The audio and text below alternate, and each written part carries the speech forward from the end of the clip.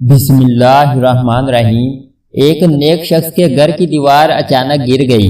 اسے بڑی پریشانی لاحق ہوئی اور وہ اسے دوبارہ بنوانے کے لیے کسی مزدور کی تلاش میں گھر سے نکلا اور چوراہے پر جا پہنچا۔ وہاں اس نے مختلف مزدوروں کو دیکھا جو کام کے انتظار میں بیٹھے تھے۔ ان میں ایک نوجوان بھی تھا جو سب سے الگ تھلگ کھڑا تھا۔ اس کے ایک ہاتھ میں تھیلا اور دوسرے ہاتھ میں تیشا تھا۔ اس شخص کا کہنا ہے کہ میں نے اس نوجوان سے پوچھا، کیا تم مزدوری کرو گے؟ نوجوان نے جواب دیا، ہاں۔ میں نے کہا، گارے کا کام کرنا ہوگا۔ نوجوان کہنے لگا، ٹھیک ہے، لیکن میری 3 شرطیں ہیں۔ اگر تمہیں منظور ہوں تو میں کام کرنے کے لیے تیار ہوں۔ پہلی شرط یہ ہے کہ تم میری مزدوری پوری ادا کرو گے۔ دوسری شرط یہ ہے کہ مجھ سے میری طاقت اور صحت کے مطابق کام لوگے۔ اور تیسری شرط یہ ہے کہ نماز کے وقت مجھے نماز ادا کرنے سے نہیں روکو گے۔ میں نے یہ تینوں شرطیں قبول کر لیں اور اسے ساتھ لے کر گھر آ گیا، جہاں میں نے اسے کام بتایا اور کسی ضروری کام سے باہر چلا گیا۔ جب میں شام کے وقت واپس آیا تو دیکھا اس نے عام مزدوروں سے دوگنا کام کیا تھا۔ میں نے بخوشی اس کی اجرت ادا کی اور وہ چلا گیا۔ دوسرے دن میں اس نوجوان کی تلاش میں دوبارہ اس چوراہے پر گیا، لیکن وہ مجھے نظر نہیں آیا۔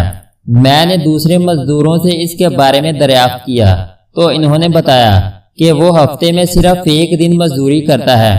یہ سن کر میں سمجھ گیا کہ وہ عام مزدور نہیں بلکہ کوئی بڑا آدمی ہے۔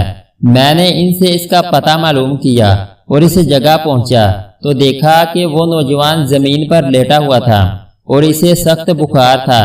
میں نے اس سے کہا، میرے بھائی، تو یہاں اجنبی ہے، تنہا ہے اور پھر بیمار بھی ہے۔ اگر پسند کرو تو میرے ساتھ میرے گھر چلو، مجھے اپنی خدمت کا موقع دو۔ اس نے انکار کر دیا، لیکن میرے مسلسل اصرار پر مان گیا، لیکن ایک شرط رکھی کہ وہ مجھ سے کھانے کی کوئی شے نہیں لے گا۔ میں نے اس کی یہ شرط منظور کر لی اور اسے اپنے گھر لے آیا۔ وہ 3 دن میرے گھر قیام پذیر رہا، لیکن اس نے نہ تو کسی چیز کا مطالبہ کیا اور نہ ہی کوئی چیز لے کر کھائی۔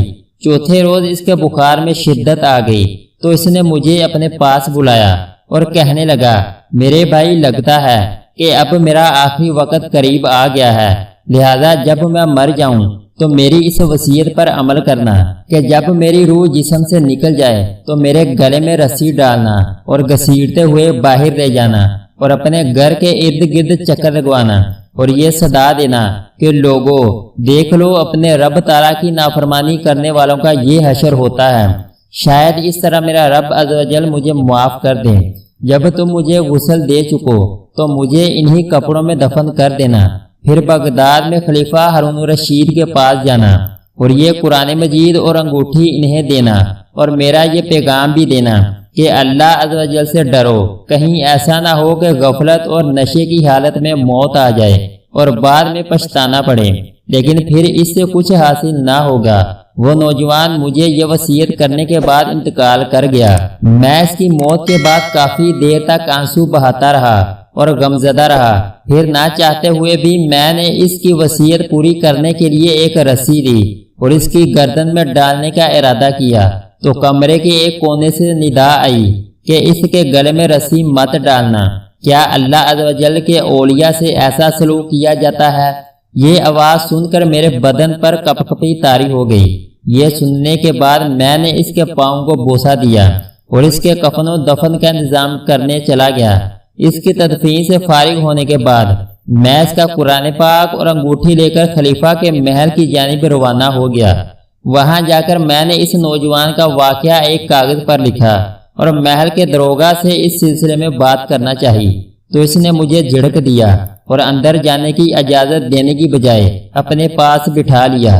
آخر کار خلیفہ نے مجھے اپنے دربار میں طلب کیا اور کہنے لگا، کیا میں اتنا ظالم ہوں کہ مجھ سے براہ راست بات کرنے کی بجائے رقیے کا سہارا لیا؟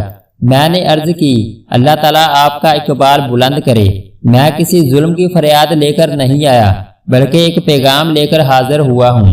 خلیفہ نے اس پیغام کے بارے میں دریافت کیا تو میں نے وہ قرآن مجید اور انگوٹھی نکال کر اس کے سامنے رکھ دی۔ خلیفہ نے ان چیزوں کو دیکھتے ہی کہا، یہ چیزیں تجھے کس نے دی ہیں؟ میں نے عرض کی، ایک گارا بنانے والے مزدور نے۔ خلیفہ نے ان الفاظ کو 3 بار دہرایا، گارا بنانے والا، گارا بنانے والا، گارا بنانے والا، اور رو پڑا۔ کافی دیر رونے کے بعد مجھ سے پوچھا، وہ گارا بنانے والا اب کہاں ہے؟ میں نے جواب دیا، وہ مزدور فوت ہو چکا ہے۔ یہ سن کر خلیفہ بے ہوش ہو کر گر گیا اور عصر تک بے ہوش رہا۔ میں اس دوران حیران و پریشان وہیں موجود رہا۔ پھر جب خلیفہ کو کچھ افاقہ ہوا تو مجھ سے دریافت کیا، اس کی وفات کے وقت تم اس کے پاس تھے؟ میں نے اس بات میں سر ہلا دیا تو کہنے لگا، اس نے تجھے کوئی وصیت بھی کی تھی؟ میں نے اسے نوجوان کی وصیت بتائی اور وہ پیغام بھی دے دیا جو اس نوجوان نے خلیفہ کے لیے چھوڑا تھا۔ جب خلیفہ نے یہ ساری باتیں سنی تو مزید غمگین ہو گیا اور اپنے سر سے عمامہ اتار دیا، اپنے کپڑے چاک کر ڈالے اور کہنے لگا، اے مجھے نصیحت کرنے والے، اے میرے زاہد و پارسا، اے میرے حقیق۔ اس طرح کے بہت سے القابات خلیفہ نے اس مرنے والے نوجوان کو دیے اور مسلسل آنسو بھی بہاتا رہا۔ یہ سارا معاملہ دیکھ کر میری حیرانی اور پریشانی میں مزید اضافہ ہو گیا کہ خلیفہ ایک عام سے مزدور کے لیے اس قدر غمزدہ کیوں ہے۔ جب رات ہوئی تو خلیفہ نے مجھ سے اس کی قبر پر لے جانے کی خواہش ظاہر کی تو میں اس کے ساتھ ہو لیا۔